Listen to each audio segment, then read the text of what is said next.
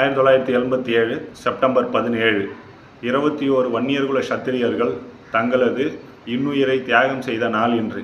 தமிழ்நாட்டில் தற்போது இருக்கும், அதாவது நடைமுறையில் இருக்கும் இடஒதுக்கீடு அந்த 21 தியாகிகள் செய்த தியாகத்தால் 108 ஜாதியினருக்கு கிடைக்கப்பெற்றது.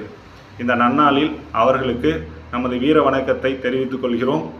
மேலும் பார்த்தீங்கன்னா, இந்த இடஒதுக்கீடு திரு மருத்துவர் ராமதாஸ் அவர்களால் முன்னெடுக்கப்பட்டு கிட்டத்தட்ட மிகப்பெரிய போராட்டத்துக்கு அப்புறமா நமக்கு கிடைச்ச இந்த இடஒதுக்கீடு இன்றைக்கி 108 ஜாதியினரும் இந்த இடஒதுக்கீட்டால் பயன்பெற்றிருக்காங்க அப்படின்னு உங்களுக்கு தெரிவித்துக் கொள்கிறேன். மேலும் இது போன்ற நிகழ்வு திரும்ப நடைபெறுமா அப்படின்றது ஒரு கேள்விக்குறி தான்.